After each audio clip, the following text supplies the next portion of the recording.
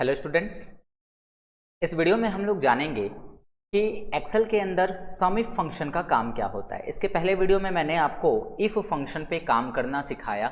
If function को कैसे use करते हैं हम अपने सेल में, उसके बारे में मैंने आपको बताया। लेकिन उसी से मिलता जुलता एक और कॉन्सेप्ट आपको मिलता है which is SUMIF. SUMIF का काम क्या होता है? नंबरों को जोड़ना, लेकिन एक कंडीशन के हिसाब से, क्योंकि जब भी इफ लगेगा तो वहाँ एक कंडीशन ज़रूर आएगी। Sum if is use to total a range of numeric cells. नंबर वाले सेल्स के रेंज को जोड़ता है बेस्ड ऑन ए कंडीशन, एक कंडीशन के आधार पे।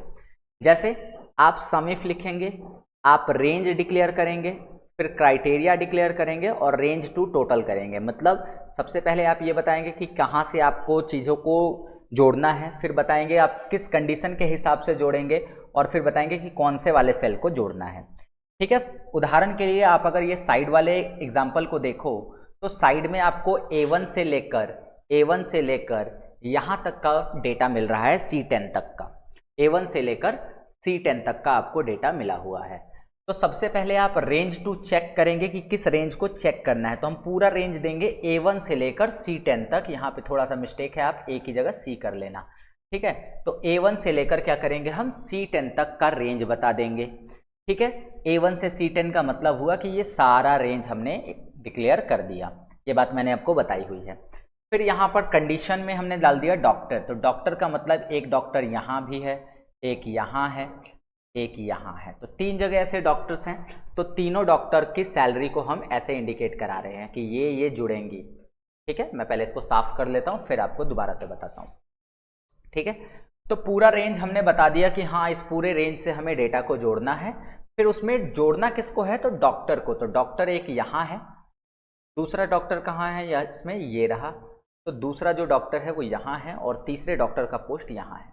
इन तीनों को जोड़ा जाएगा। क्या जोड़ा जाएगा? C1 से C10। C1 से C10 का मतलब होता है ये पूरा रेंज, ये C1 से C10 वाला रेंज है। तो इसमें अगर देखा जाए तो 40,000 एक जगह आ रहा है, एक जगह 40,000 है।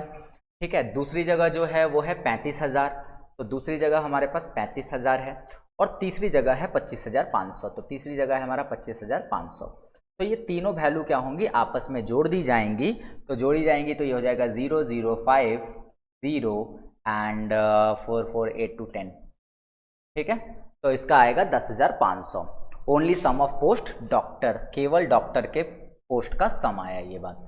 तो ये बात समझ गए। अगर आप यहाँ डॉक्टर को हटा के टीचर कर दोगे ना, तो जो टीचर की पोस्ट है, जैसे ये वाला है 26,000, फिर ये वाला है 25,000, और फिर यहाँ पर एक है कितना 35,000, तो इनको जोड़ा जाएगा। तीन जगह टीचर भी हैं, तो 26, 25 और 35 कितना हो गया, 51 और 5 56 और 3 86,000। तो टोटल आएगा 86,000।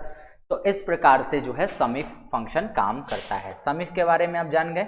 सम इफ क्या करता है, किसी भी डेटा रेंज को जोड़ता है, किसी भी वैल्यूज को जोड़ता है, लेकिन दिए गए कंडीशन के आधार पे।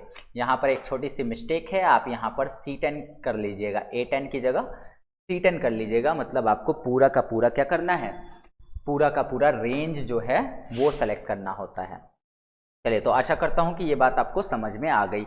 हिंदी में वही बातें लिखी हैं, आप इसको देख सकते हैं। एक्सेल में सम और सम इफ फॉर्मूले का मतलब सेम ही है, बस सम में हम जितने सेल को सेलेक्ट करेंगे उतना ऐड करेगा, लेकिन सम इफ में हम पूरे सेल को ऐड नहीं करते हैं। जो कंडीशन हम देते हैं केवल वो ऐड होती हैं।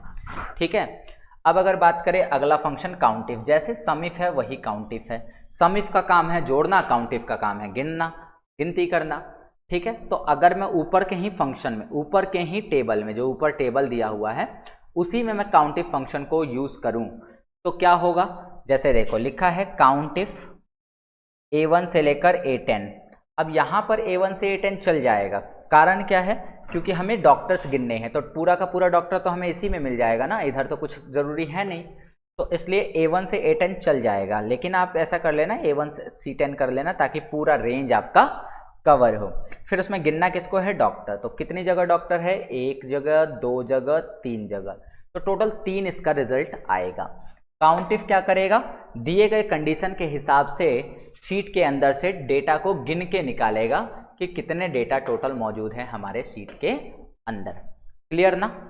अब देखो अगला, अगर हम बात करें तो अगर मैं यहाँ लिख दूँ A1 से C10, ठीक है, डॉक्टर की जगह मैं अगर इंजीनियर लिख दूँ, यहाँ पे डॉक्टर की जगह इंजीनियर लिख दूँ, तो इसकी काउंटिंग जो आएगी वो आएगी 1 2 and 3, है ना। तो सब लगभग 3 है, तो आप इसे गिन सकते हैं। चलिए, अब अगर हम बात करें तो अगला जो टॉपिक है वो है ऑटो सम। ऑटो सम का जो शॉर्टकट होता है वो होता है अल्ट के साथ is equal to, okay.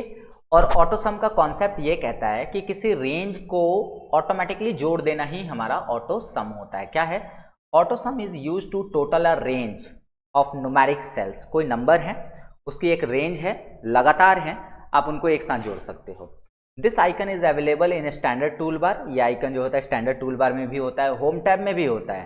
To use this icon block the numeric cells and click on AutoSum icon. कह रहा है कि इसको यूज करने के लिए सबसे पहले आपको न्यूमेरिक सेल्स को सेलेक्ट करना है और फिर इस आइकन पे आपको क्लिक कर देना है।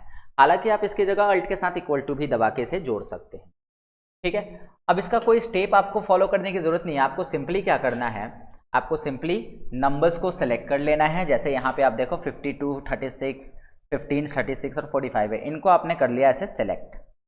और सेलेक्ट करने के बाद जैसे ही आप ऑटो सम पे क्लिक करते हैं या अल्ट के साथ इज इक्वल टू दबाते हैं, ये फॉर्मूला अपने आप लिख कर आ जाता है। तो आप देखो कि सम वाला ही फॉर्मूला लग रहा है, लेकिन हम इसे तुरंत कर पा रहे हैं, ठीक है। आइए इसे प्रैक्टिकली समझ लेते हैं थोड़ा सा। तो प्रैक्टिकल करने के लिए पहले हम क्या करते हैं कि एक्सेल में चलते हैं और यहाँ पर सपोज करो ना कि यही वाली वैल्यूज़ हमें जोड़नी है। तो ये सारा डेटा हमने सेलेक्ट कर लिया। सारा डेटा सेलेक्ट करने के बाद हम चले गए यहाँ पर, देखो ऑटो सम लिखा हुआ होगा, बस आपको बस एक बार क्लिक कर देना है। आप देख सकते हैं यहाँ पर जोड़ के आ गया है। थोड़ी देर के लिए अगर आप किसी को सेलेक्ट नहीं करते तो बस इसके जस्ट नीचे आप अपना कर्सर रख दीजिए, मतलब नीचे वाले सेल को सेलेक्ट कर लीजिए एंड देन ऑटो सम पे क्लिक करिए। ये देख पा रहे हैं कि ऑटो सम का रेंज अपने आप इसने ले लिया है एंड यहाँ पर जैसे ही आप एंटर करोगे सारी वैल्यूज एक साथ जुड़ जाएंगी। दिस इज कॉल्ड ऑटो सम, ठीक है। और लास्ट जो एग्जाम्पल था वो आप खुद से करके देख लेना, एकदम सही आंसर आएंगे।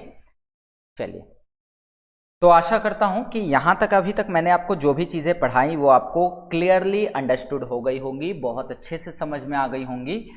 तो आप इनको करते रहिए, आपको जो एग्जाम्पल दिए जा रहे हैं उनको कर लीजिए, आपके एक्सेल में अच्छा खासा पकड़ बन जाएगा। अब हम बढ़ते हैं आगे और मिलेंगे आपसे अगले वीडियो में।